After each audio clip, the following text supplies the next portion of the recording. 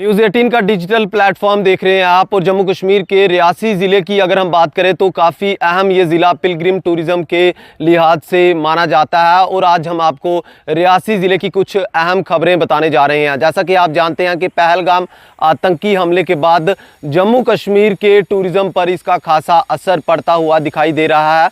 वहीं Pilgrim tourism की बात करें तो माता वैष्णो देवी के दरबार में जो श्रद्धालु आते हैं उन श्रद्धालुओं की संख्या में भी लगातार यहाँ पर कमी पहलगाम आतंकी हमले के बाद देखने को मिल रही है। जो यात्रा पहलगाम आतंकी हमले से पहले 45 से 50 हज़ार प्रतिदिन पहुंच रही थी, जहां पर श्री माता वैष्णो देवी श्राइन बोर्ड को कटरा में ही क्राउड को रुकाना पड़ रहा था। यहीं पे क्राउड से अपील करनी पड़ रही थी कि आप अपने होटलों में ही यात्रा पर्ची काउंटर है उसे समय से 2-2.5 घंटे पहले यहाँ पर बंद कर दिया जा रहा था, क्योंकि यात्रा की संख्या इतनी थी और यहाँ का जो व्यापारी वर्ग था उसके चेहरे पे कहीं ना कहीं खुशी थी। लेकिन पहलगाम आतंकी हमले के बाद की अगर हम बात करें तो मौजूदा सूरत हाल ये है कि ये यात्रा का आंकड़ा जो है वो घटकर 15 से 20 हज़ार एवरेज यहाँ पर यात्रा हर दिन पहुँच रही है। घोड़ा पिट्ठू पालकी वाला हो या फिर कटरा का व्यापारी वर्ग हो, सभी के चेहरे इस समय मायूस हैं। कटरा शहर पूरा सूना पड़ चुका है क्योंकि यात्रा की संख्या में लगातार गिरावट आ रही है। और वहीं श्री माता वैष्णो देवी श्राइन बोर्ड हो या फिर कटरा का होटल एसोसिएशन हो, व्यापारी वर्ग हो, लगातार श्रद्धालुओं से ये अपील कर रहे हैं कि यहाँ पर जो है वो सुरक्षा के पुख्ता इंतजाम है। पहलगाम और कटरा में काफ़ी दूरी है, यहाँ का वातावरण हमेशा शांतिपूर्ण रहा है। लगातार जो श्रद्धालु हैं उनसे ये अपील की जा रही है कि माता वैष्णो देवी की यात्रा में आप आराम से आएँ। सुरक्षा के यहाँ पर कड़े बंदोबस्त जो है वो श्री माता वैष्णो देवी श्राइन बोर्ड हो या फिर सिक्योरिटी फोर्सेस हो उनकी तरफ से किए गए हैं। लेकिन ये भी कहना जो है वो गलत नहीं होगा कि ये जो सीज़न होता है इस सीज़न में श्रद्धालुओं की संख्या काफ़ी बढ़ती है। व्यापारी जो है वो खूब यहाँ पर जो है वो रोज़गार कमाते हैं, लेकिन फ़िलहाल उनके चेहरे मायूस हैं। दूसरी तरफ अगर हम बात करें तो शिवखोड़ी यात्रा भी जो है वो यही श्री माता वैष्णो देवी के श्रद्धालुओं पर ही निर्भर रहती है। और इस समय शिवखोड़ी यात्रा पर भी इसका काफ़ी असर दिखाई दे रहा है। जहां घोड़े वाले पहले एक दिन में 4 चक्कर जो है वो लगाते थे और श्रद्धालुओं की वो सेवाएं यहाँ पर देकर अपना रोज़गार कमा रहे थे, वहीं घोड़े वाले इस समय जो है वो मायूस हैं, परेशान हैं, क्योंकि वहाँ पर भी यात्रा की संख्या में काफ़ी जो है वो कमी देखने को मिल रही है। व्यापारियों को खासा नुकसान जो है वो पहलगाम आतंकी हमले के बाद यहाँ पर होता हुआ दिखाई दे रहा है। लेकिन एक राहत की खबर, जो तीसरी खबर हम आपको बता रहे हैं, एक राहत की खबर, एक अच्छी खबर वो है जो यहाँ पर चिनाब नदी के किनारे राफ्टिंग करते हैं।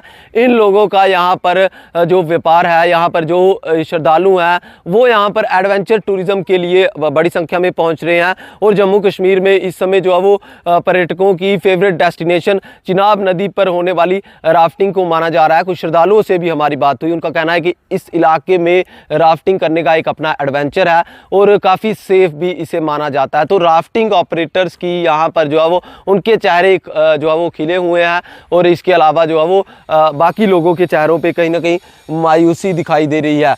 अगर हम बात करें रियासी ज़िले की स्वास्थ्य सुविधाओं की तो ब्लॉक पोनी की बात करें तो यहाँ पर कई सारे वादे, कई सारे दावे जो है वो स्थानीय नेता हो या फिर प्रशासन द्वारा बहुत बार जो है वो यहाँ के लोगों को ये बताया गया कि आपके इलाके में जो प्राइमरी हेल्थ सेंटर है उसे अपग्रेड कर कहीं ना कहीं सब डिस्ट्रिक्ट हॉस्पिटल बनाया जाएगा। और कई सालों से यहाँ के लोगों को ये वादे किए जा रहे हैं, लेकिन यहाँ के लोग जो है वो प्राथमिक उपचार को भी कई बार तरसते हैं। डॉक्टर्स की कमी यहाँ पर काफ़ी देखने को मिल रही है। कोई डॉक्टर यहाँ पर पहुँचता है तो उसकी भी अटैचमेंट हो जाती है। तो पोनी ब्लॉक एक काफ़ी बड़ा मेडिकल ब्लॉक है, लाखों की संख्या में इसकी आबादी है, लेकिन उसके बावजूद भी यहाँ पर लोगों को स्वास्थ्य सुविधाएं नहीं मिल पा रही। रियासी ज़िले की ही बात करें तो यहाँ पर कई सारे प्रशासनिक दावे इससे पहले किए जा चुके हैं जल जीवन मिशन को लेकर के। और दूसरी तरफ कई सारे ऐसे गांव हैं जहाँ के लोग बूंद बूंद पानी को तरसते हैं। हम बात कर रहे हैं नावाबाद गाँव की, जहाँ के लोग पिछले कई सालों से प्रशासन के आगे गुहार लगा रहे हैं कि हमारे गाँव में पानी की सप्लाई को सही तरीके से कर दीजिए।